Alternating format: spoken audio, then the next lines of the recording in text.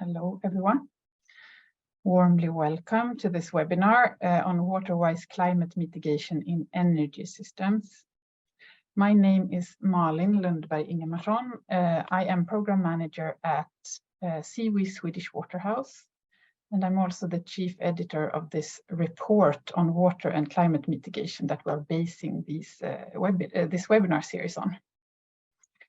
And we are curious about who you are, who is joining. So please, if you would like to, please share your name and affiliation in the chat. Next. In this webinar series, we will deep dive into 5 of the chapters in the report.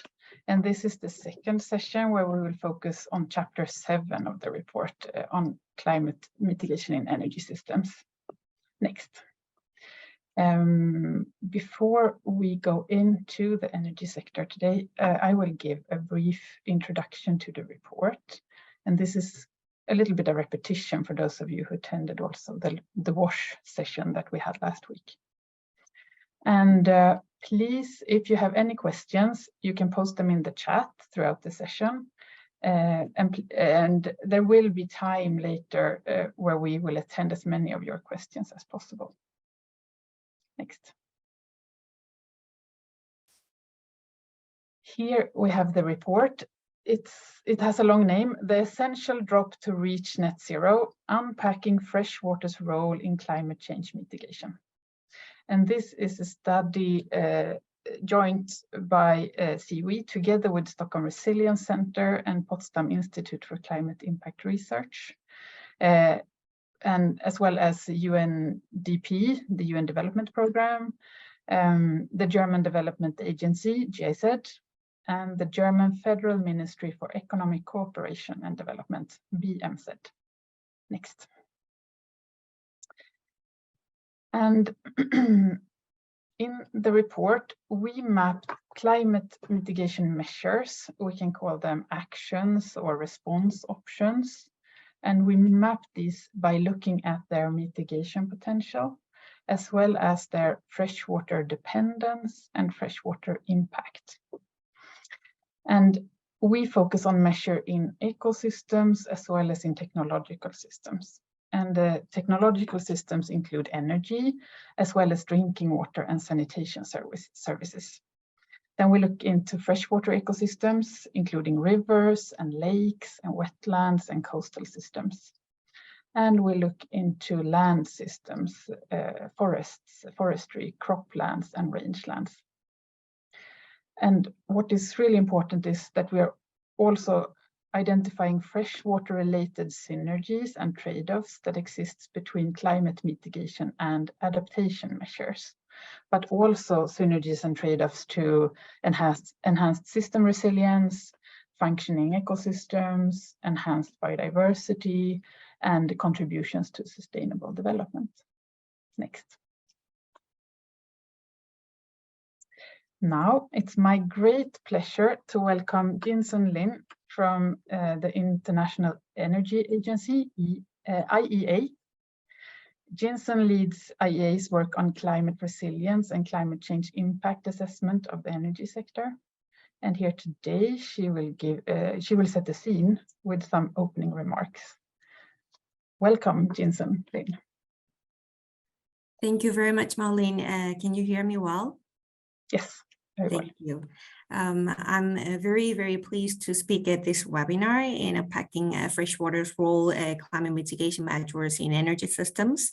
So first of all, I would like to give a huge congratulations to the Stockholm International Water Institute for the timely report. It highlights the crucial interlinkage between the energy and water. Climate change is a shifting precipitation patterns in hydrological conditions, generally making dry regions drier and wet regions wetter. Since energy and water are closely connected to each other, climate impacts on water availability are directly felt by both sectors. Please go to the next slide. So as we all know, water needs energy for pumping, wastewater treatment, reuse, and desalination. Diminished freshwater resources in some arid regions lead to a greater reliance on energy-intensive technologies such as desalination. In the Middle East, desalination share of total final energy consumption is set to increase from 5% in 2020 to 15% by 2040. Due to the increasing reliance on desalination and the growing demand for water distribution and wastewater treatment, energy consumption would increase. By 2040, global energy use in the water sector could more than double unless efficiency in the water sector could improve very quickly. Also, at the same time, energy needs water as well. Water is needed to cool thermal power plants, produce biofuels, and adopt low carbon technologies such as carbon capture, utilization, and storage. Although wind and solar PV are known to require less water compared to others, water is also needed to mine various minerals that are essential for the deployment of solar PV and wind as well. Therefore, IEA estimates that the global energy sector water consumption could increase by almost 60% to 2040, while the water withdrawal may decrease with the penetration of low carbon technologies. Please go to the next slide. So if climate change keeps increasing water stress in some regions, particularly dry regions, energy sector resilience will become a critical concern in those places. According to the IEA's analysis, if global temperature rise is limited to below 2 degrees Celsius, which is aligned with the Paris Agreement goal, a majority of energy systems may not face high risks related to the water scarcity. Rather, they might need to pay more attention to excessive water issues caused by heavy rainfalls and floods. But if global warming exceeds 4 degrees Celsius, however, energy systems will face more serious climate change impacts, including water scarcity and prolonged droughts. So, as you can see in the table, which is mentioning about highlighting the precipitation with a drier climate and precipitation changes in a wetter climate, these will significantly interrupt power generation from thermal and hydro plants and threaten reliable production of critical minerals. For instance, hydropower, which currently supplies 15% of the world electricity generation, is highly subject to water availability. Although over 70% of hydropower plants are likely to see a neutral or wetter climate by the end of this century in all the different climate scenarios, some plants are projected to have difficulties in securing enough water for power generation. According to our assessment, if GHG emissions are not mitigated, 13% of hydropower plants across the world could be exposed to a drier climate in 2080 to 2100 compared to the pre-industrial period. Particularly in Latin America, the hydropower capacity factor in 2060 to 2100 could be lower by over 11% on average compared to the 1970 to 2000. The projected decline in hydropower capacity factor could be critical to electricity security in Latin America, given that hydropower is playing a prominent role as a major source for electricity generation in many countries such as Costa Rica, Peru, Brazil, Uruguay, Venezuela, Panama, Ecuador, and Paraguay. So finding an effective solution to address increasing climate impacts on water availability is essential for a sustainable and reliable supply for both water and energy. To build the resilience against these negative impacts of climate change, actions from all stakeholders are needed. I truly believe that today's discussion will be a very helpful reference point for everyone who is seeking for a better understanding of the connections between water and energy. Thank you very much. Thank you so very much, Jinsun. Then I will hand over to the lead chapter author of the Energy Systems chapter, my colleague Josh Weinberg. Please tell us more about water-wise climate mitigation in energy systems. Okay, thank you very much, Malin, and thank you, Jin-Sun, for that excellent presentation on the current situation with water and energy security. As Malin said, my name is Josh Weinberg. I'm a program manager at CIWI, and I was a co-editor with Malin of the report and the lead author of the energy chapter being presented today. While this session is a deep dive into the topic, it's an enormous subject, so I'll be providing a condensed overview and highlight some key conclusions. Next slide, please. So the chapter is on the role of water and energy-based mitigation measures. And what does that mean? Well, we're looking at two things, really. First, which energy sources can be developed to lower emissions of greenhouse gases towards net zero? And second, how are each of those energy sources dependent on water or impacting freshwater ecosystems? Jin-Sun gave an excellent summary, actually, of many of these issues. But putting them together, we're trying to understand how we sustain energy, climate, and water security.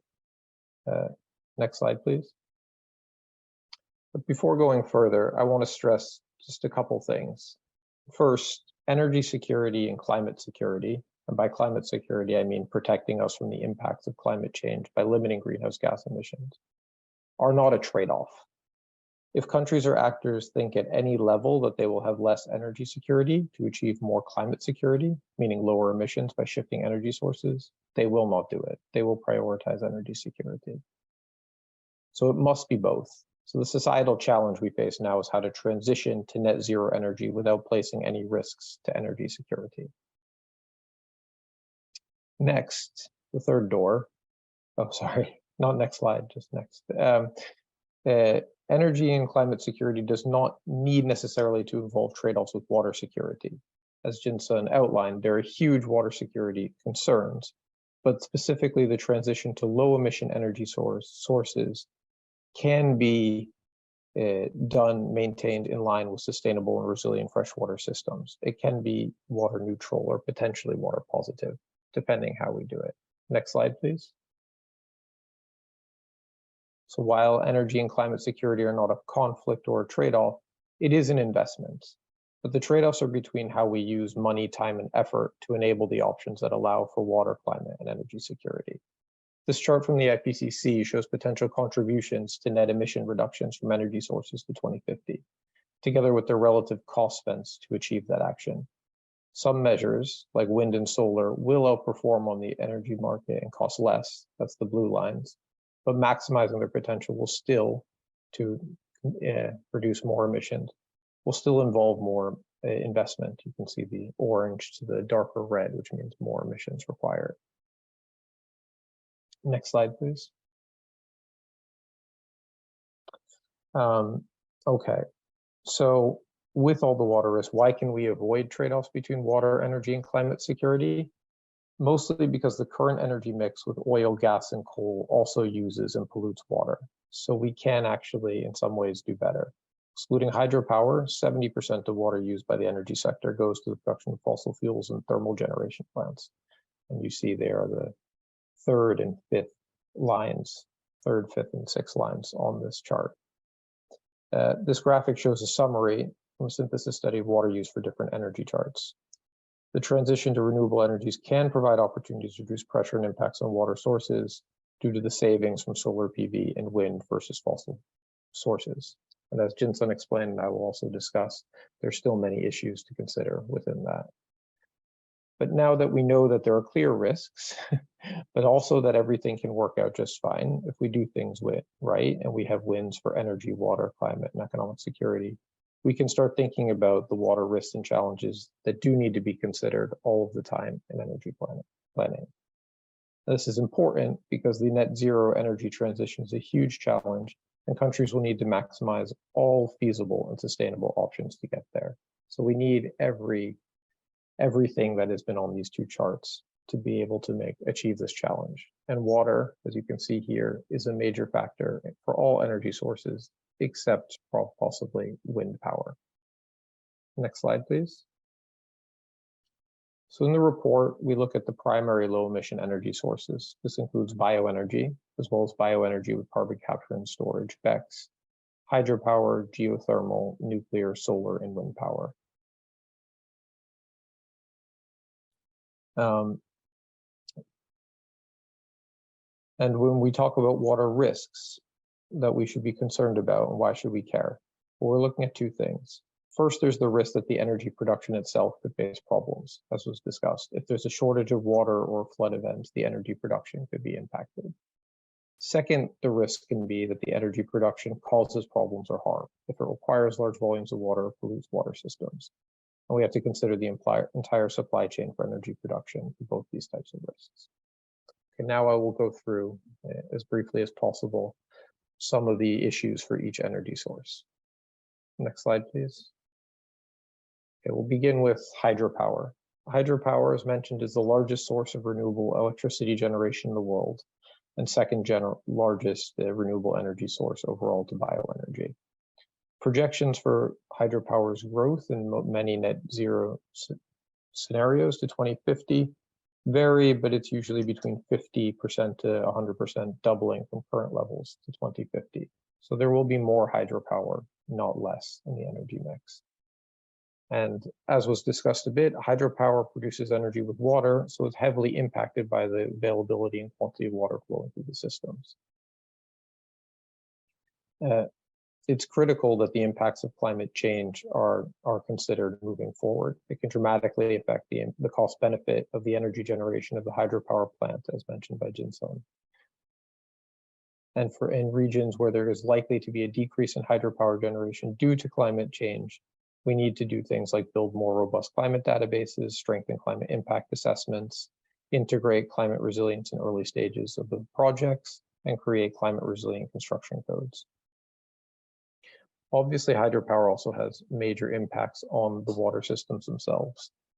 Hydropower, the infrastructure blocks, diverts, and changes the natural flow of the river, impacting the ecosystem, affecting fish migration, and can lead to less benefits for people, like less fish and biota.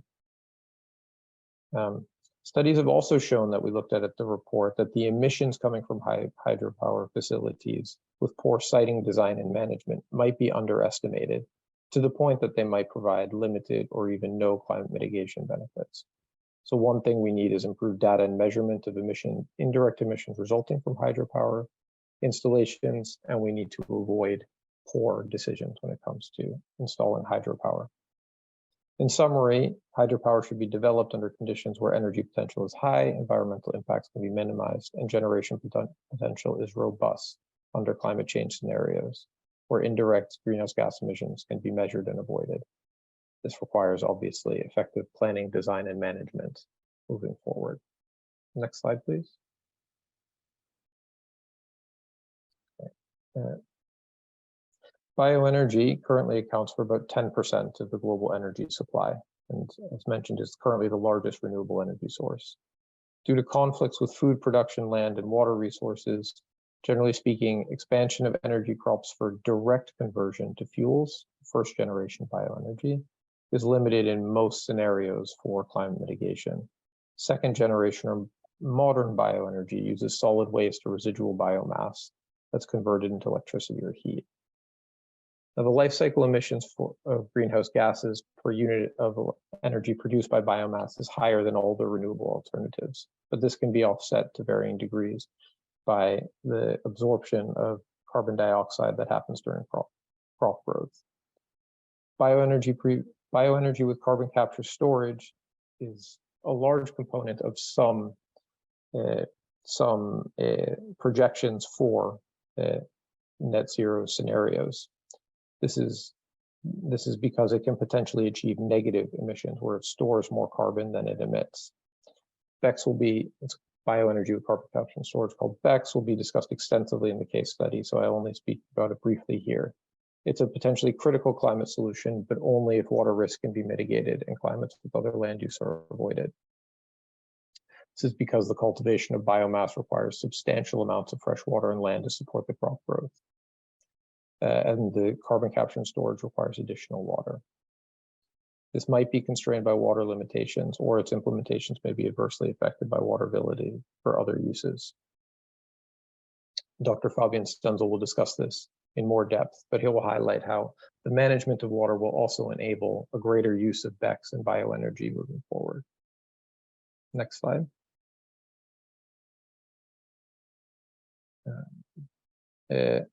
All right. Nuclear power is the next largest current renewable energy source on the market. It produces about 10% of global annual electricity and 5% of annual energy supply. Now, the environmental and security risks pose stark trade-offs, and there's different views on its role in the future energy mix. The amount of nuclear power and difference in future scenarios, therefore, varies quite a bit.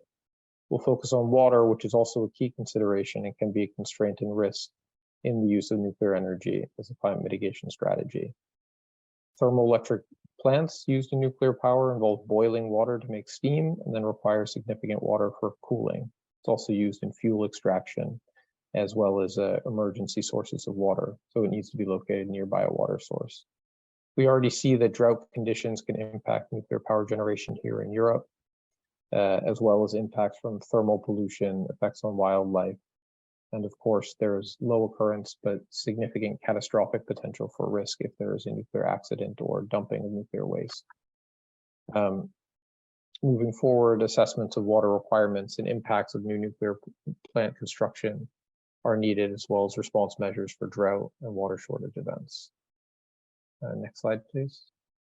Josh, you have exceeded your time already, so just please be brief.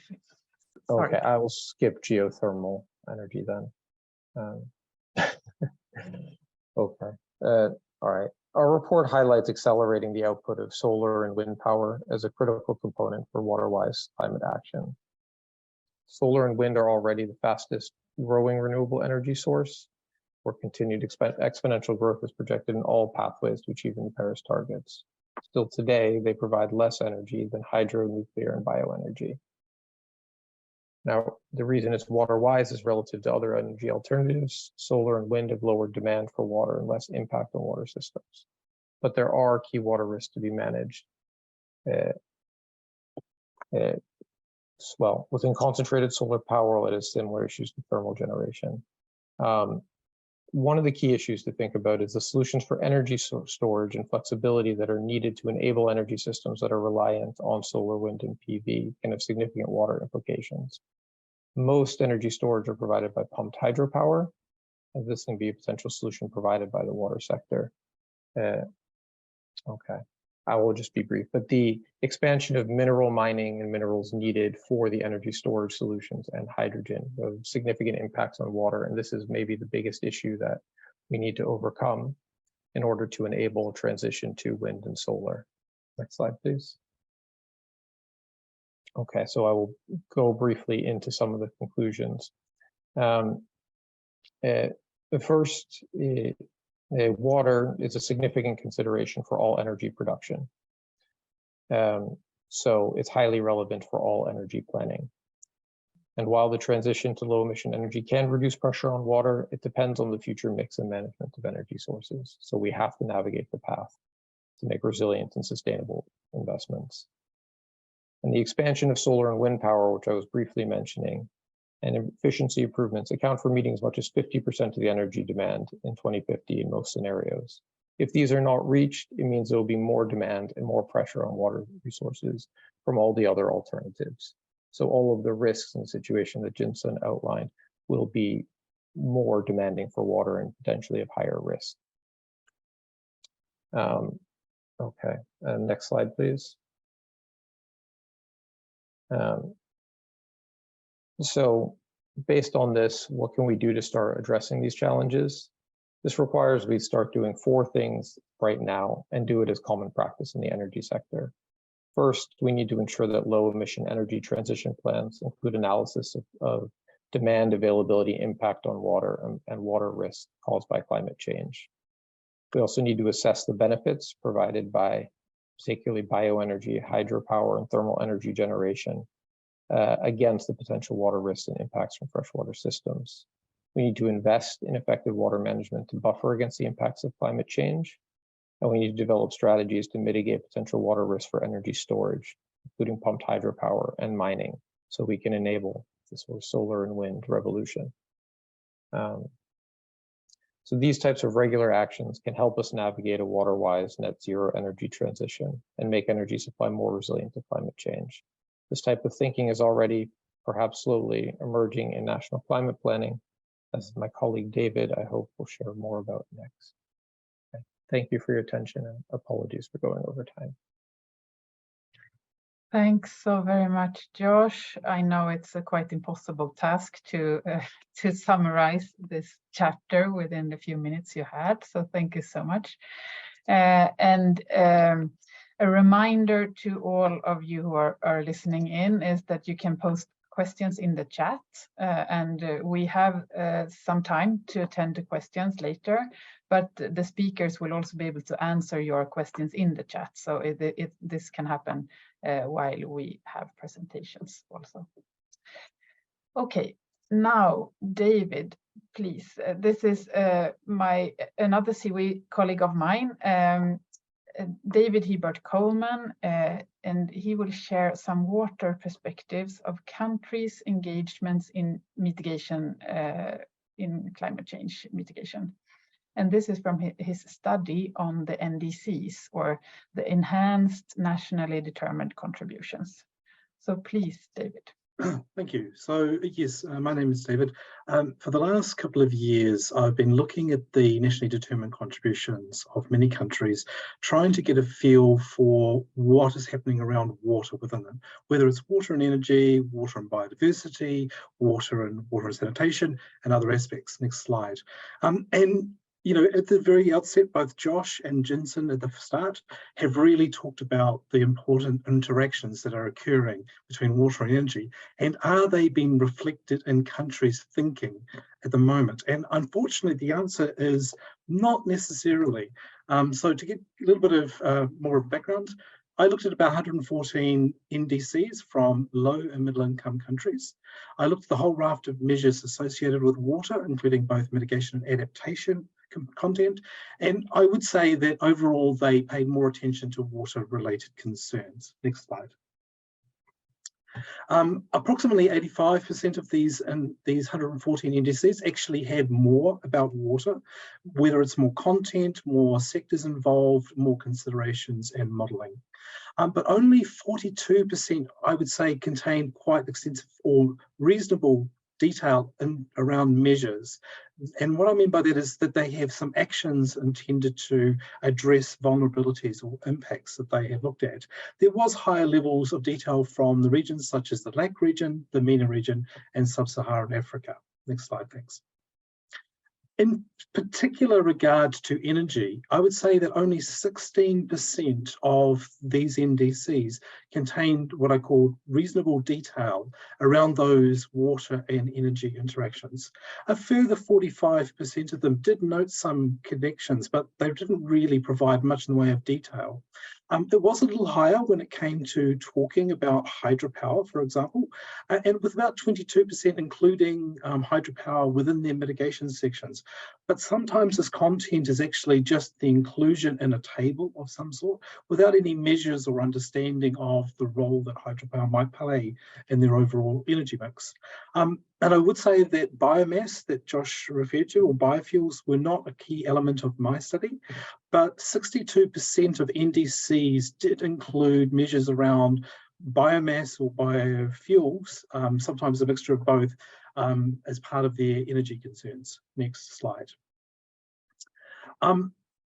And whilst energy was pretty much in every single mitigation section of the NDCs, they very rarely considered water and included direct water related components.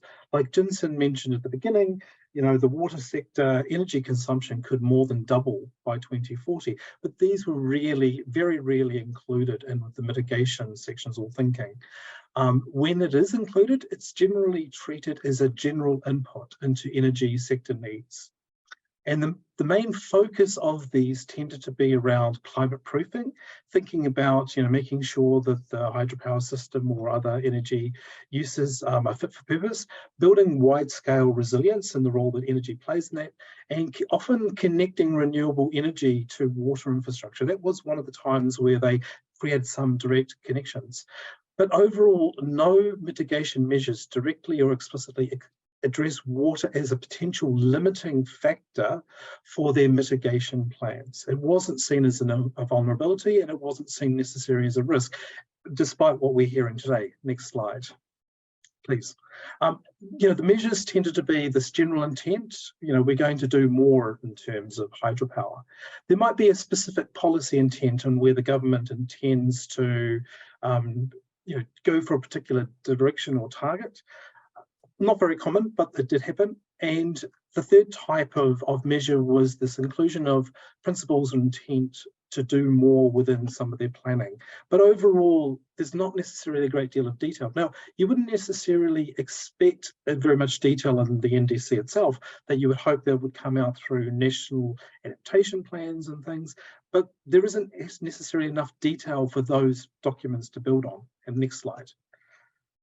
And so looking forward to the future, just to keep this brief, there is a need within the NDCs of the future to recognise that water resources may be a limiting factor for an expansion of mitigation activities, whether it's energy, agriculture, and other aspects.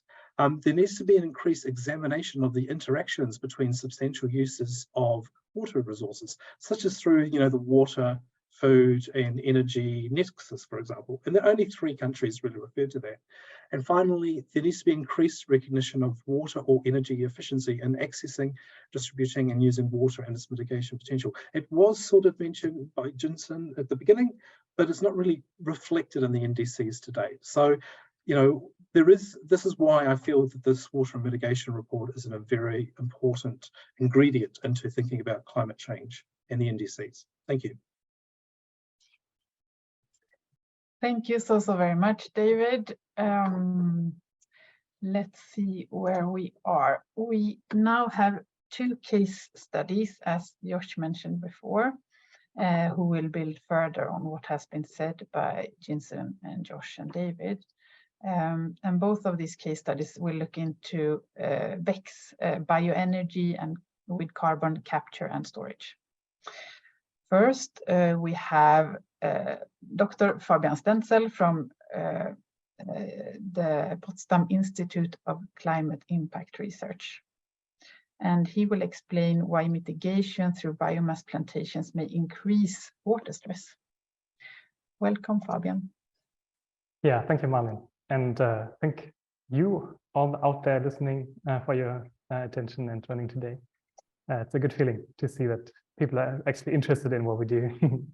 So yeah, I have some slides, and whenever I refer to specific figures from the report, then I'll highlight that, and otherwise it's material basically from my dissertation. So yeah, first slide, please. All right, so let's start with the IPCC special report on 1.5 degrees. That's a very central report from the IPCC, and it illustrates potential pathways of how we can actually manage to stay below 1.5 degrees. And if we look at those very stylized, I have to admit, scenarios, we see that actually for 3 of them, so scenario 1 to 3, those are the first 3 columns here, we see that there's a very steep decline in emissions, basically tomorrow. So it's in the mid-2020s. And if we don't do that, and the only scenario that represents that is scenario 4, we need a lot of this yellow thing down there. And so now we have to dive a little bit more into what these graphs actually show. So they show the CO2 emissions over year until the year 2100. And the CO2 emissions from industry and emissions from transport sectors and so on, they are the gray ones. And emissions from the land use sector, they are the red ones. And everything that is yellow is negative emissions. And at first, this might sound curious. So why do we have negative emissions in there? But essentially, that is the idea how we can actually make it without stopping emitting CO2 tomorrow, basically, we find technologies and pathways of how we can extract CO2 from the atmosphere. And the IPCC scenarios were largely based on one of these technologies called BECCS, and I'll explain that on the next slide. So BECCS stands for bioenergy with carbon capture and storage, and very roughly, the idea is we have a lot of plantations with fast-growing trees or grasses. We harvest them regularly, and then we convert this biomass into either electric energy by just burning it, or we convert that through chemical processes to biofuel. And in that process, the CO2 that emerges, for example, from burning it, we don't let it escape into the atmosphere, but we capture it and store it underground in, for example, old oil or gas fields. So the idea is, and it's a twofold idea, first, we can provide these negative emissions that we so desperately need. And second of all, we can gain energy from that, either electricity or fuels. And the idea is great, but there are also some side effects. And we've studied one of them, but I'd like to highlight all of them. So first of all, these plantations need a lot of land, and they need more land the more of these negative emissions we need. And this will potentially lead to biodiversity loss.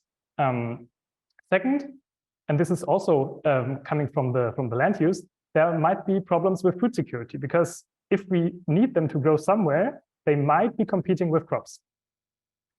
Then there might be problems with pollution, because we will want them to be as productive as possible, to need less land, and therefore we might want to fertilize them. So we might have pollutions with phosphorus or nitrogen leaching into groundwater, for example.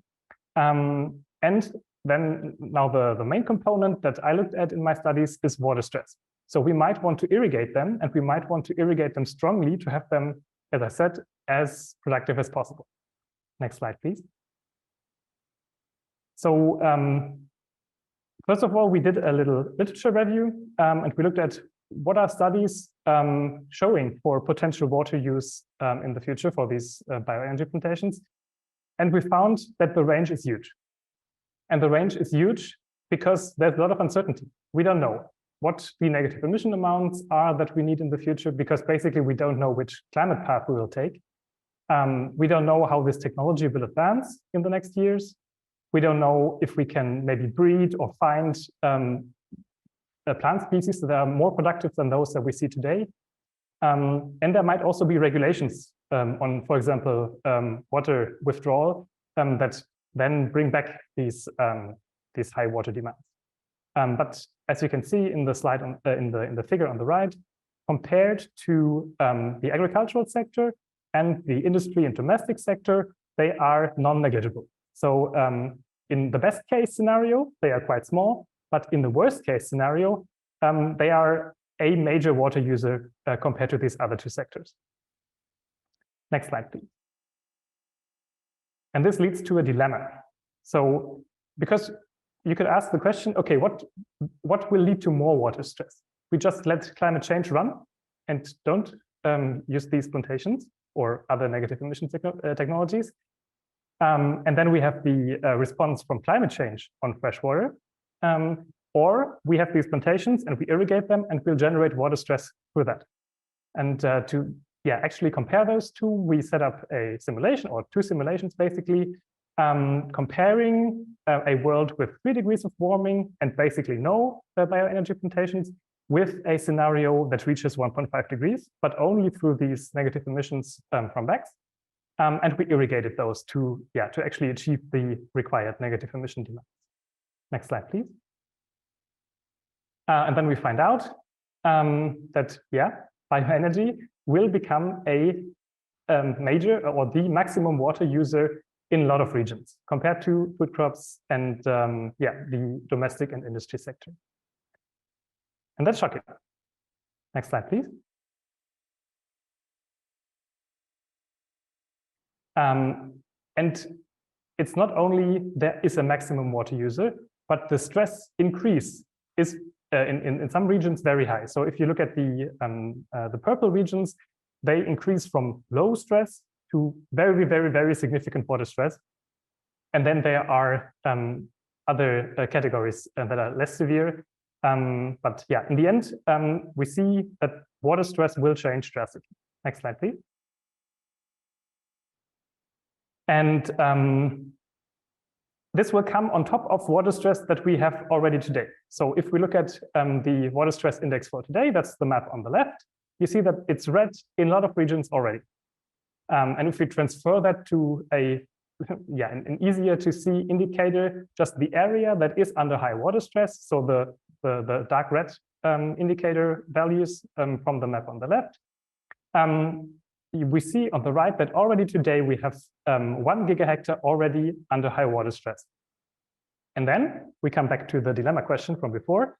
If we now compare a climate change scenario and the irrigated BECCS scenario, we see that the BECCS scenario, that's the green arrow in the middle, actually double or almost doubles the water stress compared to today. And climate change actually has a little bit lower increase in water stress, but it's still an increase. And well, that's a problem. And the only way that we found to reduce the water stress while still maintaining the negative emissions is to add sustainable water management. And on the next slide, I will tell you a little bit about that. So that's our idea of making it all work. So first of all, we would need to reduce withdrawals for bioenergy and also for the crop sector by respecting environmental flow requirements. That's also an indicator that is largely used in the planetary boundaries assessments. But because we would reduce withdrawals, we would also reduce the yields. So on the other hand, we would need to, with the water that we have, be more efficiently. And we could do that through increased water management, for example, decreasing soil evaporation, through mulching practices in much more regions, local water collection and storage that could be, for example, used with cisterns, or increased soil infiltration. And that could be done by plowing or conservation tillage practices. So overall, the BECCS probably won't stay the same. So this was a very stylized experiment, and BECCS is the only negative emission technology that we have. But we hope that in the future, there will be a mix of negative emission technologies. And either BECCS is quite constrained, having quotas on water use, or there's a portfolio of negative emission technologies where there could also be synergies between some of them. And I'd like to highlight only one here, but there's much more that could be thought of. So biochar, for example, that you can get from a pyrolysis of biomass could, on the one hand, increase carbon storage in salts, so could be a negative emission technology in itself, but it would also boost crop productivity and also productivity on biomass plantations, and thereby help us to reduce this problem with the competition between bioenergy and food crops, for example. Thanks a lot.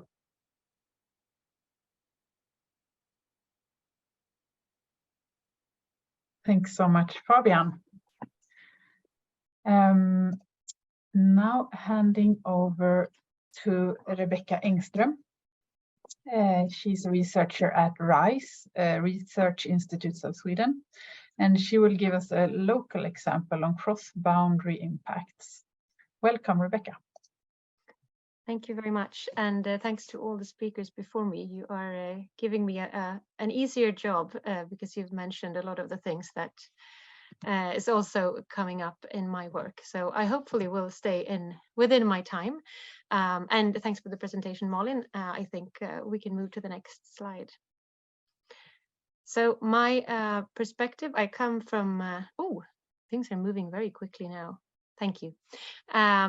So I work at RISE, but I did my PhD at KTH, and then I looked at this water, energy, food nexus that has been highlighted here earlier. But I looked at that from an urban perspective. So looking at how these resource systems interact, but primarily what I looked at was how they interact when driven by urban sustainability measures. So that is my scope here, and in particular how urban or local climate mitigation efforts impact resources both locally and internationally. So next slide, please.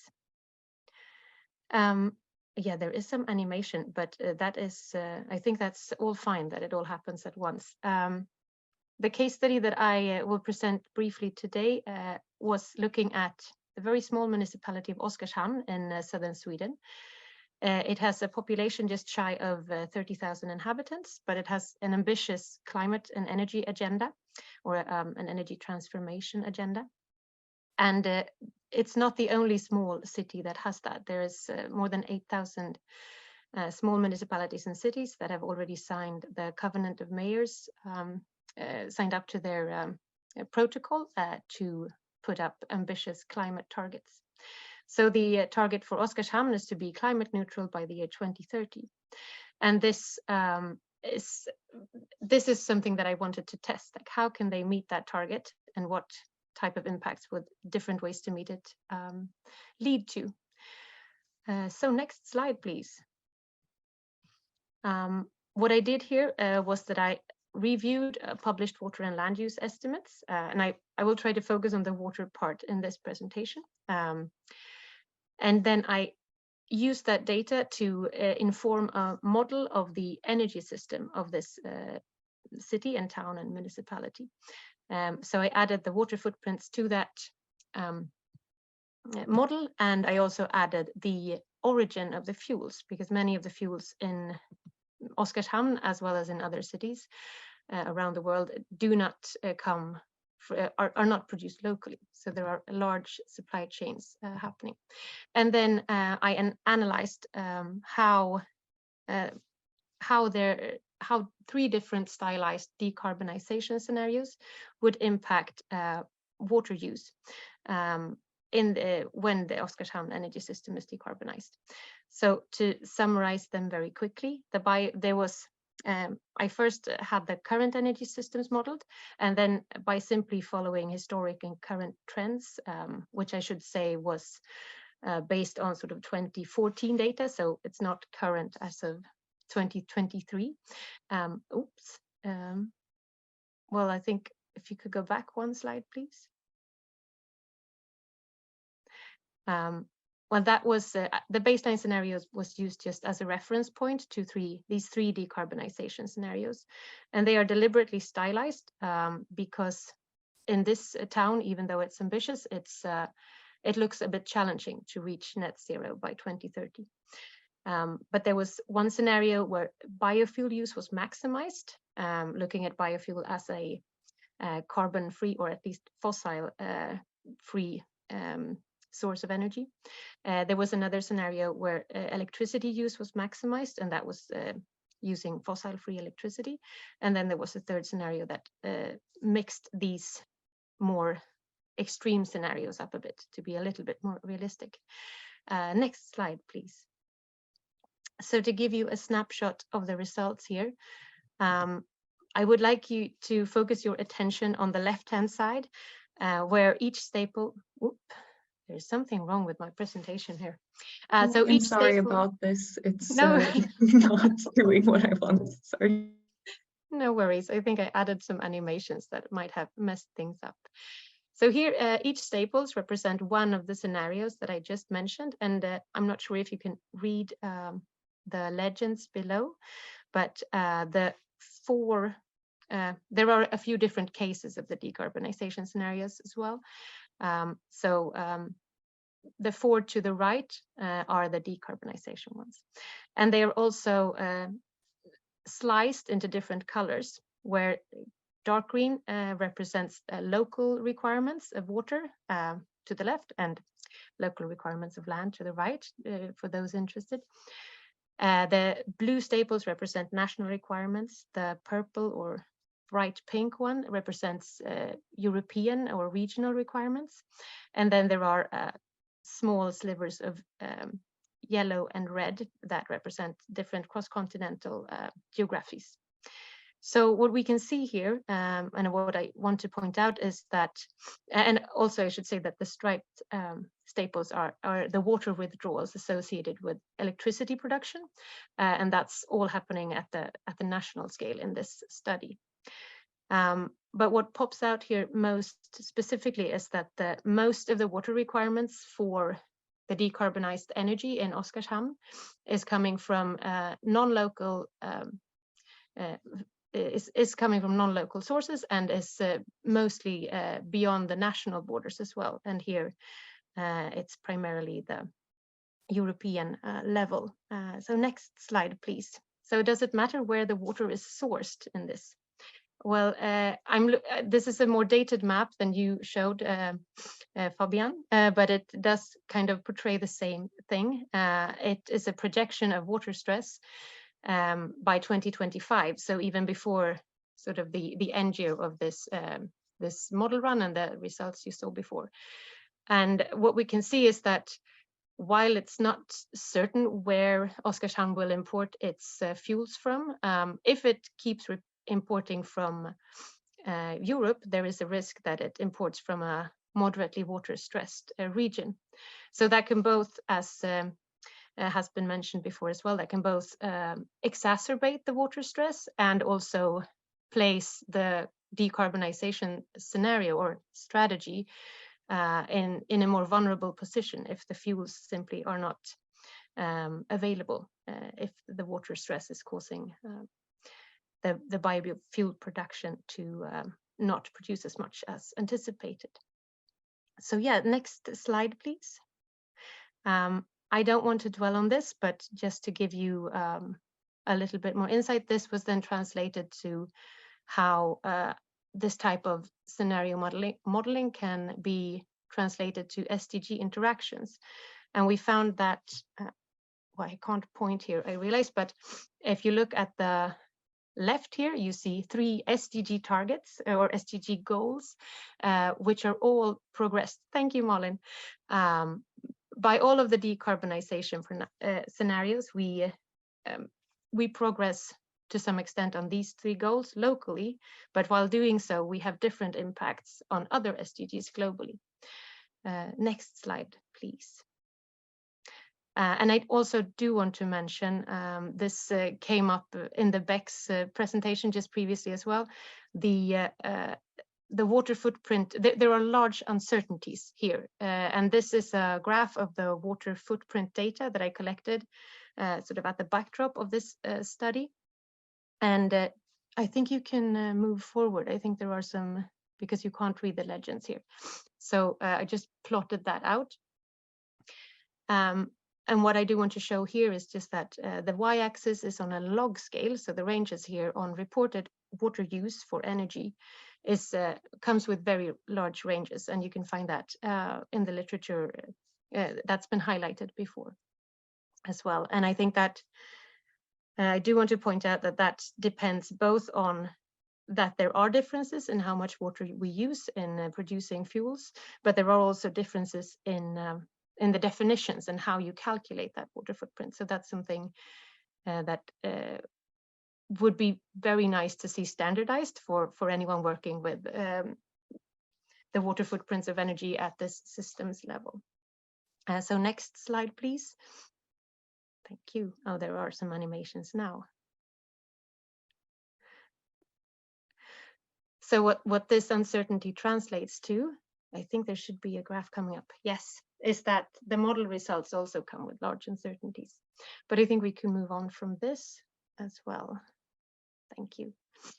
So just to sum up, I don't know where I am on time, but this was a sort of pilot case that is quite hypothetical in its scenarios on how to decarbonize, but it does highlight that local climate mitigation efforts can have varying water impacts, and much of them can often occur far outside the jurisdictional boundaries of the city where these climate action plans are formulated. And while there are large uncertainties, this is something that I believe can be developed, and the uncertainties could be lowered with better data. Thank you very much. Thanks so very much, Rebecca. It's been very interesting to listen to all of your presentations. Now we have time for Q&A, but we have kind of used up all our time already. And the questions, there have been questions in the chat, but they have also been answered in the chat. So I would like to hand over to Josh for some concluding remarks, but perhaps also you have a question for someone, Josh, before we go into the concluding remarks. Yeah, thanks, Malin. Yeah, I would like to ask and give opportunities for follow-up from all of the panelists, and thank you everyone for all of your presentations. If I get one question, I guess, then I'd like to ask Jin Sun, maybe a big picture question. From your presentation and also from what I presented, I think a key point is that water security risks or water risks to energy production are unavoidable in scenarios where we reach net zero and where we don't. So I guess what I'd like to ask is, what do you think are sort of the very key priorities or actions for countries if they're doing their NDC planning or at any level that they should take to mitigate these risks moving forward? Thank you very much, Josh. So actually, one of the key points we are always emphasizing in terms of the resilience and adaptation from the energy sector is that there are very good strategies on the adaptation and resilience, particularly for example, water or agriculture or other sectors, but sometimes the adaptation consideration for the energy sector is quite missing in the NDC parts. So I think this webinar and also our key messages are very timely and very important, highlighted this interlinkage between the water and energy consideration when we are establishing adaptation plans and strategy. And also we are emphasizing the water efficient and also energy efficient technologies for both energy and water supply.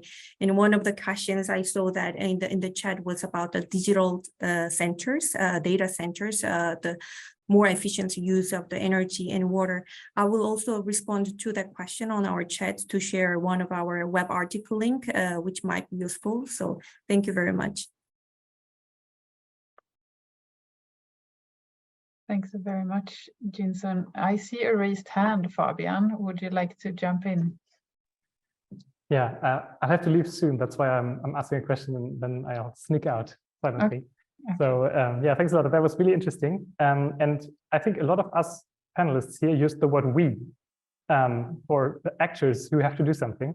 And I'd really like to ask Josh and also Jinsun and maybe all the others, who do you think are these actors? So have we thought about this thoroughly enough? So who do we address with our research and what would be next steps to research? Because I really think that this is a critical issue. And doing it all, I mean, institution by institution or country by country probably won't work. So how do we tackle this? Great question. Thanks so much, Fabian.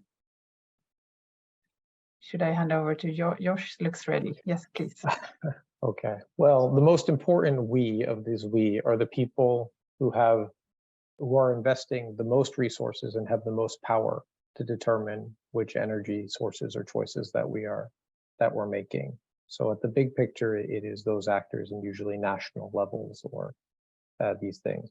But of course, one of the key points within 30 seconds that I tried to wrap up is we identified four sort of major leverage points for water-wise climate mitigation.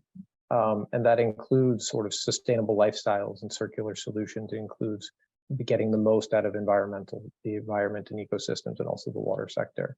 And I think the key message is that all of those things are critically important. We need to reduce energy demand. We need to have circular solutions so we're not left trying to provide energy and climate mitigation within, so we don't have more to do because it will all require resources. So everybody has something to do when it comes to that, but obviously the more power you have and more money you have, the more responsibility you should also have, I guess, is perhaps a left-wing opinion about this, but I think it's that's who I refer to usually when I say we. Thanks, Josh. Anyone else want to answer? Rebecca, please. Yeah, just a quick comment on that. That's actually been a subject in my recent work on, especially when we look at the local ambitions, there is a sort of gap or a glitch in the mandate, as I mentioned, on these issues that go much beyond the local jurisdiction that many of these climate plans are developed within. So I think in that sense, the we needs to be some network that may not have a lot of power today, but there needs to be sort of an international build up of a common understanding and a common goal, because it's very difficult it's difficult enough, I think, for local actors to push this agenda. So for all sorts of reasons, they need to, there is a need for joining forces between cities. And there are many examples of this happening. And I think if they could, in their climate mitigation efforts, also bring water into the discussion, that's one good arena. But I agree with Josh's points, obviously, as well. Thank you so much, Rebecca. And I think that we need to close there. Anyone else who wants some final words before we close for today? Are we happy? We are happy. Okay. Then, okay, a great thank you so much to all today's speakers for shedding a light on this issue. Also, thanks so much, Malin Wennerholm, who you heard the voice of a little bit during Rebecca's presentation, for working behind the scenes throughout this series. And I really hope that this webinar has helped with the understanding of water's role in clean energy transition, and that we jointly can feed these messages into the UN Water Conference in New York in March. So I hope that we can meet again next time, when we will focus on climate mitigation in freshwater ecosystems. Thanks so much all, and goodbye for now.